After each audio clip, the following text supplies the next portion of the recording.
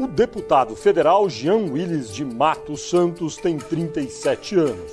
Nasceu em Alagoinhas, na Bahia. Formado em jornalismo pela Universidade Federal da Bahia, Jean ficou famoso por ter vencido o Big Brother Brasil em 2005.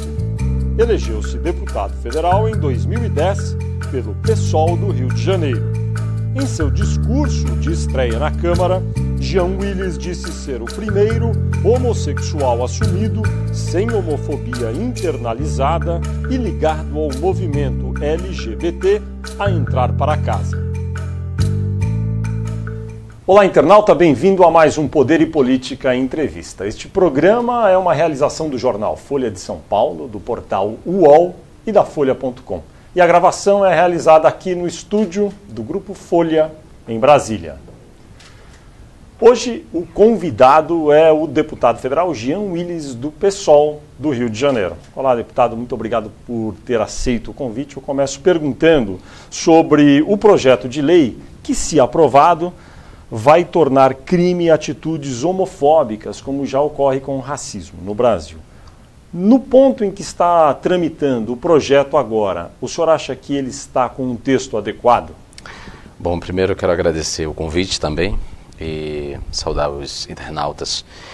Eu acho que da maneira que ele se encontra, nesse ponto da tramitação, o substitutivo apresentado pela senadora Marta Suplicy ao projeto e que foi redigido pelo senador Demóstenes Torres, do Democrata de Goiás, não agrada nem a Frente Parlamentar LGBT, nem agrada setores do movimento LGBT. Da maneira como esse substitutivo foi apresentado e o próprio texto, ele cria um novo tipo penal e reduz a homofobia a uma mera questão de agressão e assassinatos, né? Como se a homofobia se expressasse apenas e tão só nessa forma letal. E essa forma letal de expressão da homofobia, ela já é tratada pelo Código Penal, ou seja, qualquer pessoa que cometa lesão corporal ou assassinato, o Código Penal já prevê penas para o assassinato e para a lesão corporal. O que o Código Penal não prevê é uma motivação homofóbica. E aí o projeto, o parecer anterior, que é da senadora Fátima Cleide, é muito mais amplo, porque ele contempla, ele prevê a motivação homofóbica, mas ele trata de outras expressões da homofobia, como a injúria, por exemplo.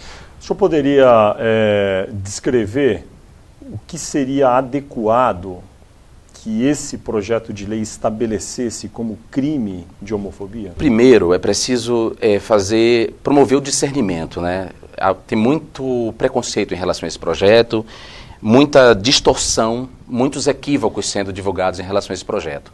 A ideia, por exemplo, de que se o projeto for aprovado, ninguém vai poder chamar outro de viado ou numa partida de futebol, torcidas rivais não vão poder fazer piadas nesse sentido. Isso não é o caso? Não é o caso, não é o caso. E há uma intenção de divulgar e de espalhar esse tipo de equívoco para jogar a sociedade civil, a opinião pública contra o projeto. O projeto prevê a proteção da comunidade LGBT contra a injúria e contra o impedimento do acesso ao direito. Por exemplo, é um direito meu expressar publicamente meu afeto no teatro, no shopping center, e não ser banido desses lugares por conta disso. A relatora é a senadora Marta Suplicy. Sim. Que aspectos o senhor acha que ela deveria mudar de opinião para fazer alguma adequação ali? O senhor teria como dizer especificamente algo que ela deveria fazer? Eu acho que, por exemplo, o texto da senadora, o substitutivo da senadora Marta Suplicy, que foi redigido pelo senador Demóstenes Torres, que não é homossexual, e muito pelo contrário, não tem muita simpatia pela comunidade homossexual, esse texto é defasado, por exemplo, no que diz respeito à própria discussão da matéria penal, ou seja, nós, militantes dos direitos humanos, a gente trabalha muito na direção de direito penal mínimo. Então não nos interessa penas de prisão de muito tempo, de reclusão na sociedade como forma de justificar ou de dizer que está se enfrentando a homofobia. Eu penso, por exemplo, que as penas alternativas, as multas e as prestações de serviços têm que ser pensadas no caso das penas, como penas no caso das injúrias praticadas contra homossexuais por programas de televisão, quando isso acontece, por pessoas públicas, com funções públicas, por donos de estabelecimentos comerciais que permitem essa discriminação. Então, esse é um ponto do texto que me incomoda bastante. A criação de um novo tipo penal e não a dilatação dos tipos já previstos, como no caso, todo o arcabouço aí do do Código Penal que protege a comunidade judaica e que protege a comunidade negra, incluir nesse arcabouço aí a discriminação por orientação sexual e porque é uma coisa que que é preciso se dizer, que não se diz nunca, porque, claro, trata-se de jogar a opinião pública contra o projeto de lei, é que o projeto de lei, o PLC 122, ele inclui, entre essas discriminações por religião e por etnia, a discriminação a pessoas com deficiências físicas, a idosos e homossexuais, que são grupos vulneráveis. Vamos num caso concreto. Num shopping está um casal homossexual trocando carinhos e, por algum motivo, alguém da administração do shopping center retira essas pessoas de dentro do shopping center. Que tipo de pena caberia nesse caso na sua avaliação? Uma multa com o dinheiro revertido para programas, sejam públicos ou de organizações não governamentais, que promove a cidadania gay, por exemplo. Entendi. No caso de adolescentes, por exemplo, que injuriam, quando pegos em flagrante, claro, porque tem que ter o flagrante, injuriando ou atacando, atirando, como acontece muito, talvez você não saiba disso, mas acontece bastante, de adolescentes ou pós-adolescentes passarem de carro e jogarem pedra e ovos nas travestis. Quando pegos, essas pessoas poderiam prestar serviços à comunidade, por exemplo, talvez em organismos que tratem exatamente desse grupo aí que eles atacaram, que são as travestis e transexuais. No relatório da senadora Marta Suplicy, é tratado o caso de cultos religiosos e há uma certa leniência em relação ao que acontece dentro de templos religiosos. Como ficou essa parte? O que o senhor acha dessa abordagem? Eu acho que as religiões elas têm liberdades para propagar da maneira que elas melhor escolheram, assim, digamos, definiram os seus valores, né, a sua concepção de vida boa. Isso é uma coisa garantida na Constituição e que a gente tem que defender. As religiões são livres para isso. E os pastores são livres para dizer no púlpito das suas igrejas que a homossexualidade é pecado, já que eles assim o entendem. Entretanto, eu não acho que pastores que estão ali explorando uma concessão pública de rádio e TV tenham que aproveitar esses espaços para demonizar e desumanizar uma comunidade inteira como a comunidade homossexual. Como tratar isso, então? Isso é uma injúria contra um coletivo. E essa injúria motivada pela homofobia, ou seja, a promoção da desqualificação pública da homossexualidade e da dignidade, e ferindo a dignidade dos homossexuais, ela tem que ser enfrentada. O texto, tal como está neste momento no Senado, não trata disso. Não trata disso. Não trata disso. Muito pelo contrário, o texto, inclusive, ela como eu admiro e louvo os esforços da senadora Marta Suplicy, que é uma pessoa que eu admiro bastante, de tentar uma negociação com a bancada conservadora do Senado. E nesse intuito de manter essa negociação, ela colocou um parágrafo, inclusive, que ela salvaguarda a liberdade de crença e de opinião de religiosos, que é uma coisa que deixou, inclusive, a comunidade negra assoberbada e a comunidade judaica também assoberbada. Porque foi uma conquista do povo judaico e da comunidade negra, uma conquista muito grande, proteger esse coletivo da injúria praticada, inclusive, por religiões. Então, quando a senadora inclui esse parágrafo, ela ameaça conquistas já feitas. Os pastores, os padres que tratarem de homossexualidades nos seus cultos, sobretudo na televisão, eles, se referirem de maneira derrogatória ou agressiva em relação... Se incitar a violência, se justificar as violências todas praticadas nesse país contra os homossexuais, por meio de um entendimento de que a homossexualidade é uma degeneração, para usar as palavras que eles costumam usar, que é uma abominação, uma degeneração, que a homossexualidade é uma doença, que a homossexualidade é um pecado grave e mortal, aí sim eu acho que isso tem que ser enfrentado. E tem que ter uma lei que preveja esse tipo de crime. Enfrentado, criminalizado. Enfrentado é criminalizado. Criminalizado. E quando eu falo criminalizado, é entender isso como uma injúria a um coletivo. Uma atitude difamatória de um coletivo, que merece o respeito. Um padre, um pastor que na televisão disser homossexualidade é incorrer num pecado mortal, deve ser combatido. Quem disser isso, nesse caso, mereceria qual punição? Nesse caso específico, dizer essa frase homossexualidade é pecado, não, eu não vejo porque ele tenha que ser combatido, porque ele vai, inclusive, justificar essa afirmação dele. Ele deve justificar essa afirmação dele, com base em que ele diz que a homossexualidade é pecado. Como seria uma frase inaceitável? Por exemplo, sabe o que é inaceitável? São as igrejas, por exemplo, financiarem programas de recuperação e de cura de homossexualidade. E um pastor promover esse tipo de serviço nos seus cultos. E dizer, vocês homossexuais, venham para os nossos programas de terapia e de cura de homossexualidade. A homossexualidade não é uma doença. E a afirmação de que a homossexualidade é uma doença gera sofrimento psíquico para a pessoa homossexual e para a família dessa pessoa. Aí, nesse caso, que tipo de punição, por exemplo, poderia ser aplicada? Olha, eu não sei, assim, você fica me perguntando punição em especial, eu não me sinto à vontade de dizer que deveria haver uma punição. sanção. Eu acho que tem que haver uma sanção. Eu quero que a gente compare simplesmente com outros grupos vulneráveis, para saber se é bacana. Alguém que chegue e incite a violência contra mulheres e contra negros ou contra crianças nesse país, vai ser bem aceito? O PLC 122, da maneira como ele estava antes, no parecer da senadora Fátima Cleide, ele era muito eficaz no sentido de proteger a dignidade da pessoa humana, da população LGBT brasileira, que oficialmente corresponde a 19 milhões de pessoas. Da maneira como ele estava, ele enfrenta os números assustadores de homicídios de homossexuais no Brasil. Até novembro desse ano foram mortos 233 homossexuais. E ano passado foram mortos 266. Os homossexuais, além de serem vítimas da violência urbana, que você é vítima, que todos nós somos vítimas, independente da orientação sexual, eles são vítimas de uma violência específica, que só se abate sobre eles. E essa violência se abate pela condição deles, pela orientação deles, pela existência deles. Essa violência tem que ser enfrentada. Isso não é uma coisa só do Brasil. A Hillary Clinton, chefe de Estado americana, se posicionou na ONU recentemente dizendo que os Estados Unidos iriam colocar como condição para ajuda internacional o país proteger o direito dos homossexuais. Então, esse é um grupo considerado vulnerável não só aqui por nós, da Frente Parlamentar LGBT.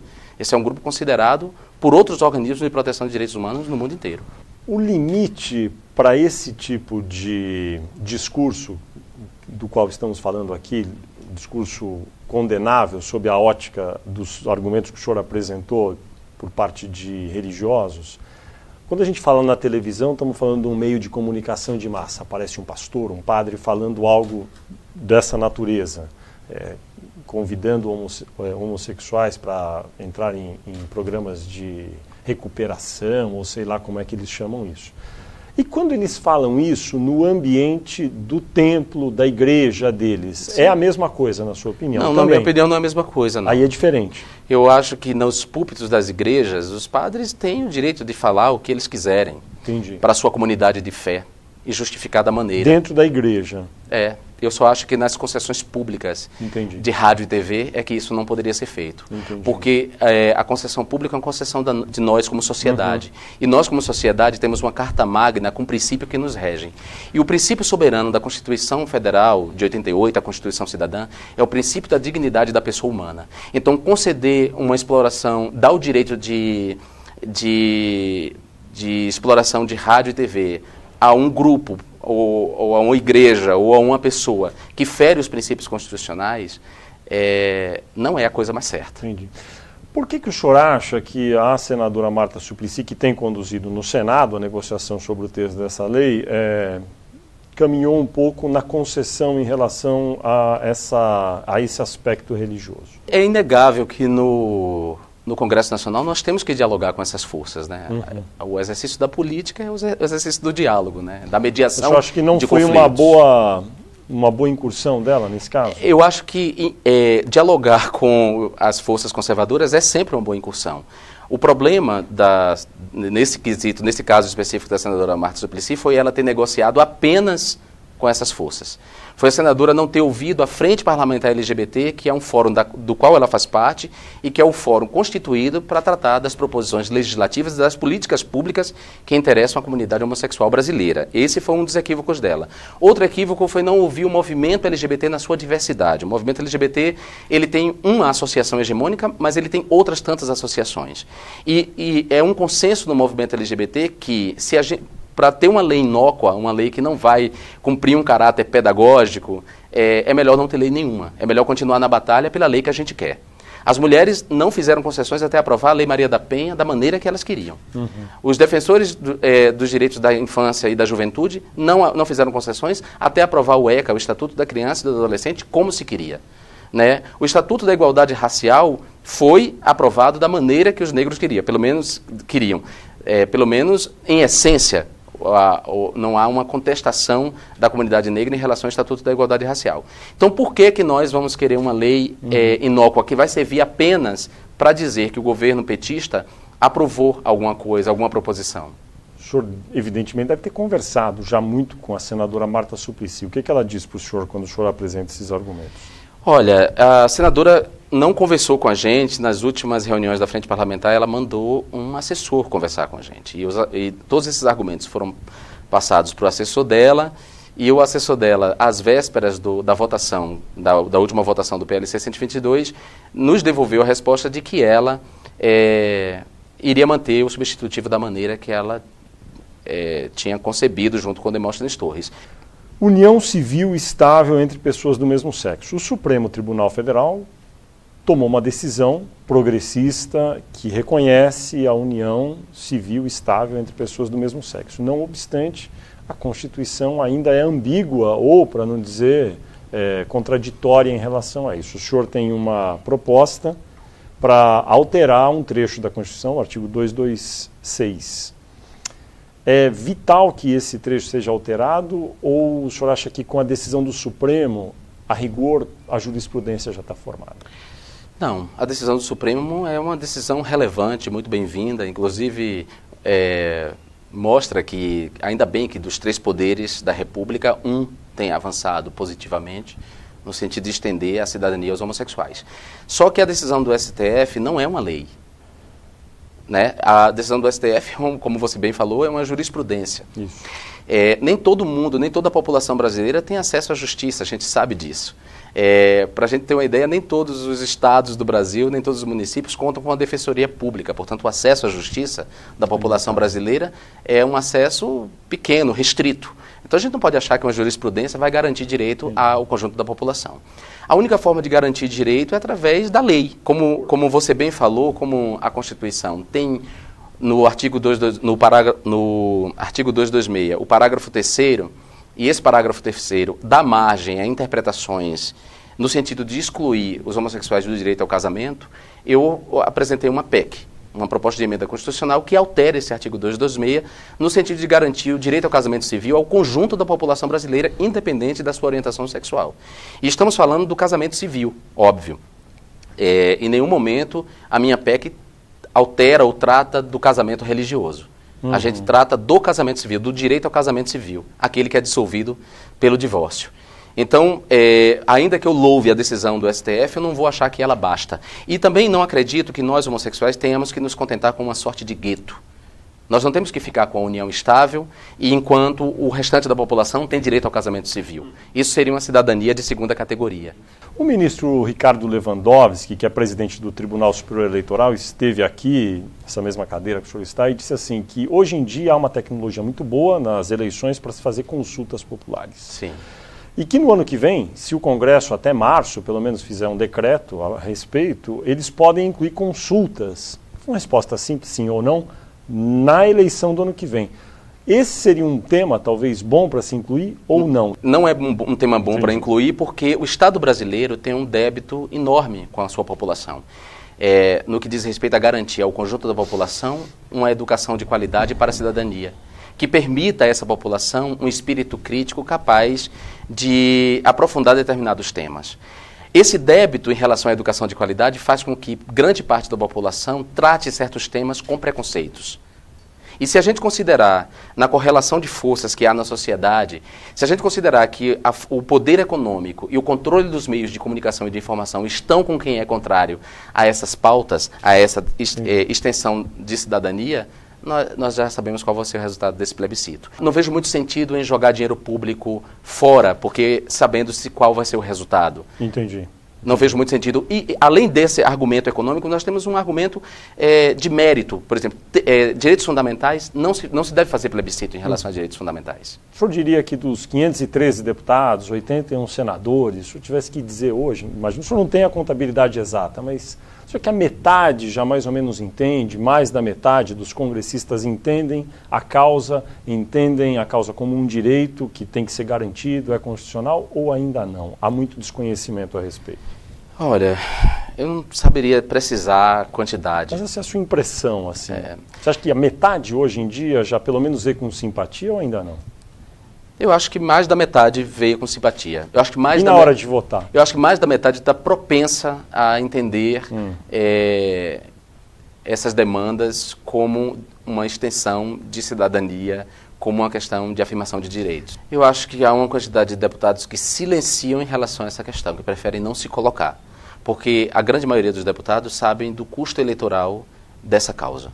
A maioria dos deputados sabe como seus inimigos políticos, nos seus municípios, nos seus estados, vão utilizar o envolvimento deles nessa causa contra eles. Quem são os inimigos declarados da causa LGBT no Congresso, o senhor diria? Olha, você quer nomes, é isso? Ué. Eu acho que, de alguma maneira, toda a frente parlamentar cristã, ela é contrária à cidadania LGBT.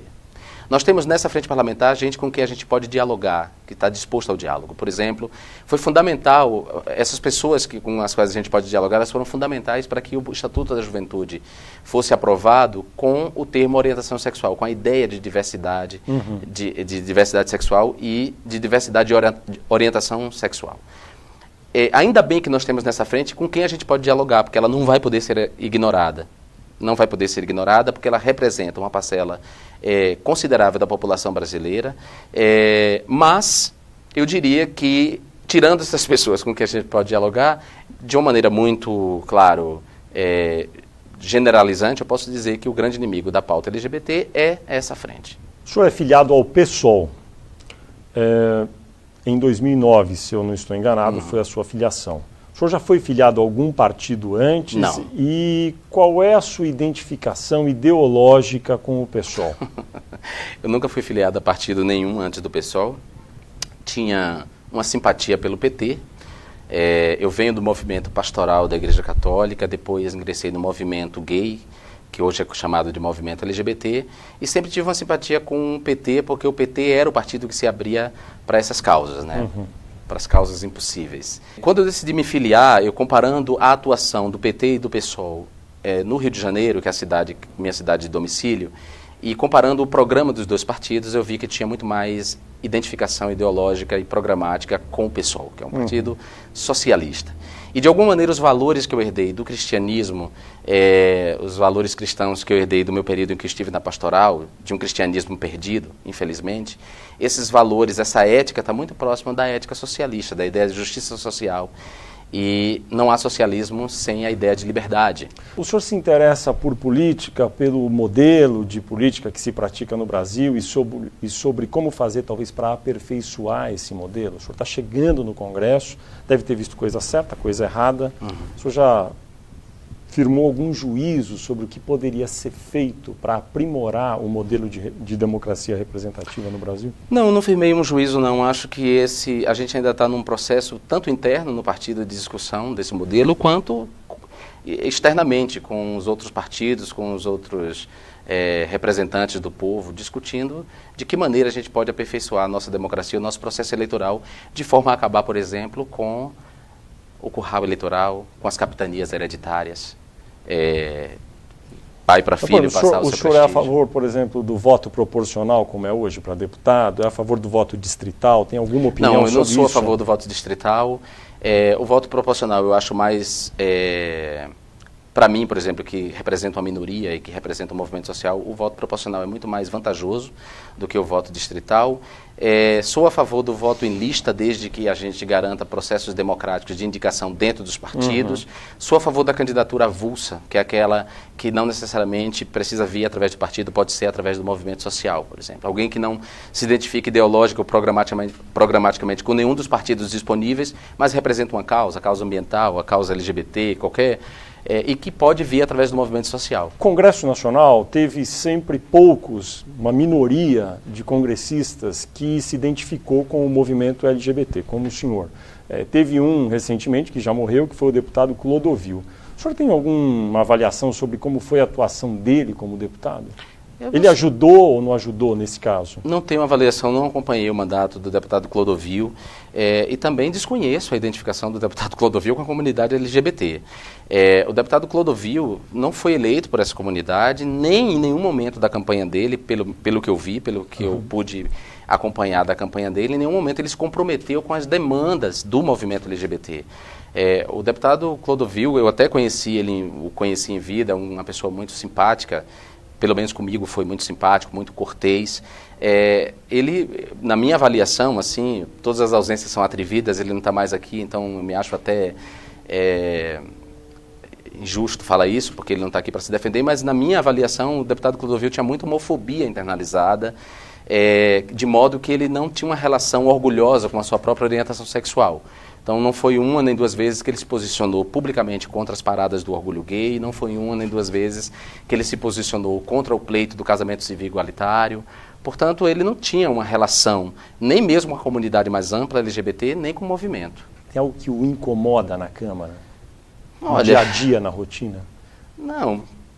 Talvez o que me incomode seja as ausências, por exemplo, nas comissões. Isso me incomoda, né? As ausências dos pareceristas, ou seja, projetos que estão ali para ser votados e que não são votados porque o relator não está presente, que deveria dar o parecer, aí ele tem que sair da pauta. Essa ausência me incomoda, porque o processo democrático já é muito demorado, né? A democracia ela tem um tempo que tem que ser respeitado. O processo democrático já é demorado. Se as pessoas se ausentam quando elas são funcionárias públicas eleitas, são servidores públicos eleitos para servir a população, elas se ausentam dessa tarefa que é a sua obrigação, isso de alguma maneira frustrante. Me irrita.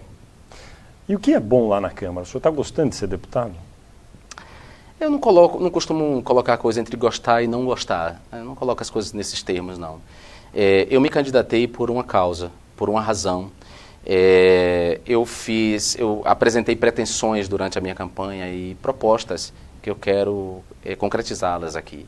Então, mais que gostar ou não gostar, eu acho que alguém com o meu perfil, não necessariamente eu, mas alguém com o meu perfil era necessário. A essa altura da sua carreira como deputado, o senhor diria que 4 anos serão suficientes? Ou o senhor acha que, se for necessário, gostaria de ficar mais um ou mais períodos para fazer alguma coisa nessa área?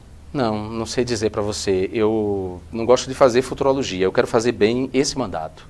Eu fui eleito graças à conjunção dos astros, graças à nominata do meu partido que permitiu que 2 deputados entrassem, um que foi super bem votado, que é o deputado Chico Alencar, e outro que fui eu, que foi o segundo mais votado, que fiz uma campanha invisível, uma campanha sem recursos, como são a maioria das campanhas de esquerda nesse Brasil, que não contam com financiamento público, que não tem...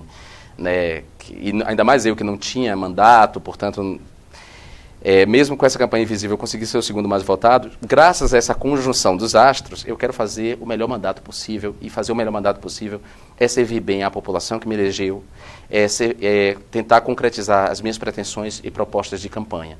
Então, nesse sentido, mais que gostar ou não gostar de ser deputado, eu acho que eu sou necessário na Câmara dos Deputados. Eu acho que alguém ali, homossexual assumido como eu, que tem uma relação orgulhosa com a minha identidade sexual, com a minha identidade de gênero e com a minha orientação, e que estou habilitado para promover um debate, para elevar o nível do debate em relação às políticas LGBTs, eu acho que uma pessoa assim é necessária. E não precisa ser necessariamente eu.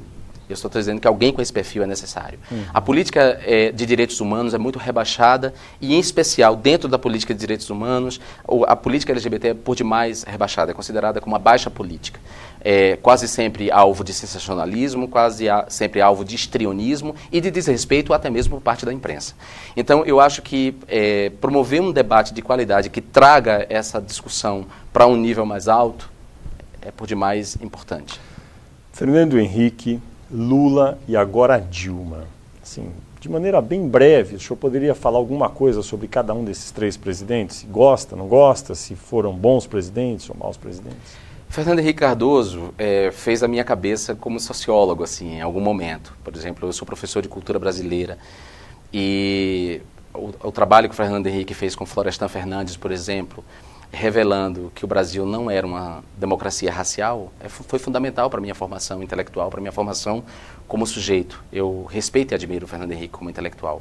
Como presidente, não gostei da gestão, embora reconheça que ele tem um mérito importantíssimo, que foi a estabilidade da moeda e da nossa economia, que serviu de plataforma para o governo Lula, que de todos eles, dos três que você citou, é o que mais me inspira, é com quem eu mais tenho identificação, porque o Lula tem uma história de vida muito parecida com a minha, que isso vem do Nordeste, eu da Bahia, ele de Pernambuco, filhos de uma mãe que teve que ralar muito para criar a gente, eu que estudei em escola pública, que tive que trabalhar aos 10 anos de idade, tenho uma identificação com esse homem que venceu a subalternidade, a pobreza e se tornou presidente do Brasil. E foi, sem sombra de dúvidas, com todas as concessões que ele fez ao capital financeiro, com todas as concessões que ele fez, né, aos poderes, à elite, para usar um termo que ele gosta de dizer, apesar de todas as concessões que ele fez às elites econômicas, foi o melhor dos nossos presidentes. E Dilma? A Dilma não tem uma avaliação ainda feita. Eu acho que a presidenta Dilma, eu tinha muitas mais expectativas em relação... eu tinha muitas expectativas em relação a esse primeiro ano do mandato da presidenta Dilma, e ela ficou muito abaixo dessas expectativas, sobretudo no que diz respeito a algo que ela disse lá quando ela foi levar a mensagem ao Congresso Nacional. Ela disse que o governo dela seria pautado pela defesa intransigente dos direitos humanos. Eu não vi nesse primeiro ano, tudo bem, é um primeiro ano, eu não vi essa defesa intransigente, muito pelo contrário. Então, eu não tenho ainda uma avaliação sobre a presidenta. Teve algum contra-exemplo nesse caso? Tenho, por exemplo, a própria suspensão do projeto Escola Sem Homofobia por parte da presidenta Dilma. E, inclusive, no momento da suspensão, quando ela deu uma declaração pública, ela disse que o governo não serviria a propaganda de opção sexual nenhuma. Isso, para mim, revelou um profundo desconhecimento da presidenta dessa demanda histórica do movimento LGBT, da ideia de que nós não optamos pela nossa orientação sexual, não é uma questão de opção. O Escola Sem Homofobia é aquele que foi mencionado muitas vezes na mídia como kit homossexual, kit gay, alguma coisa assim, era isso? O kit gay foi uma expressão cunhada pelo deputado Jair Bolsonaro, que é um opositor da dignidade, não só da cidadania, mas da própria dignidade homossexual. Aliás, o deputado Jair Bolsonaro não é só inimigo da comunidade homossexual. O deputado Jair Bolsonaro é a favor da ditadura militar, por exemplo, foi contra a instalação da Comissão da Verdade, já propôs que o Fernando Henrique Cardoso fosse metralhado. Enfim, dessa pessoa que nós estamos falando. Foi essa pessoa que cunhou o termo kit gay, que setores da mídia hegemônica assimilou, parte dessa mídia assimilou esse termo, mas eu não gosto desse termo, porque não se trata de um kit gay, se trata de um projeto, de uma política pública contra o bullying homofóbico nas escolas. O senhor acha que a presidente Dilma aí fraquejou? Houve um contexto para esse fraquejamento, né? O momento em que ela suspendeu o projeto de Escola Sem Homofobia foi exatamente o momento em que o ministro da Casa Civil, o então ministro da Casa Civil, o Palocci, estava sendo acusado de enriquecimento ilícito. E houve uma ameaça por parte dos parlamentares dessa bancada de convocar o ministro para se explicar no Congresso Nacional se ela não suspendesse o projeto de Escola Sem Homofobia. Tem a famosa frase do deputado Antony Garotinho, do Rio de Janeiro, que disse que eles tinham na mão um diamante, que o Palocci representava um diamante para negociar com o governo o que eles queriam. O senhor ganhou notoriedade participando do programa Big Brother, em 2005, não é isso? Passados alguns anos, essa sua participação ainda é presente na sua vida? As pessoas ainda o abordam muito por causa disso, fazem perguntas? E que tipo de avaliação o senhor faz desse programa que continua no ar, né? Longevo, está aí até hoje? Olha, o programa está presente na minha vida porque eu venci o programa e eu tenho muito orgulho de ter feito o programa, né? Tenho muito orgulho da maneira como eu, digamos assim, transformei, a minha presença naquele programa transformou de alguma maneira a relação da audiência com ele. Tenho muito orgulho disso. Hoje em dia as pessoas não me param por causa do programa, porque eu acabei, essa exposição como um político, como deputado, acabou suplantando de alguma maneira a participação, mas eu tenho muito orgulho de ter feito. Acho que o programa Big Brother tem que ser encarado como uma partida de futebol. Né? Como assim? É uma disputa, é uma gincana pública de pessoas por um prêmio, transmitido pela televisão. Como uma partida de futebol. É tão edificante quanto uma partida de futebol. Mobiliza tantas paixões quanto uma partida de futebol. Talvez movimente menos dinheiro e menos interesses que uma partida de futebol. Mas eu preferia encarar dessa maneira. É entretenimento, como é o futebol. Porque, como diz Chico Buarque, a gente também vai se divertindo, que sem a diversão ninguém segura esse rojão. Ainda mais uma população como a nossa, que grande parte dela, né, a maior parte dela, só tem acesso a entretenimento através dos meios de comunicação de massa, né, da televisão. Uhum. Porque teatro custa caro nesse país, porque ópera custa caro nesse país, porque mesmo as artes vivas, o circo, se a gente for pensar o Circo de Soleil, não é todo mundo que tem acesso a isso. Então, as pessoas não são porcos para viverem só de comida. E se a gente vive num estado em que a diversão das pessoas só acontece através daquilo que a televisão oferece, que pelo menos tenha isso. Deputado Jean Willis, muito obrigado por sua entrevista à Folha e ao UOL. Muito obrigado.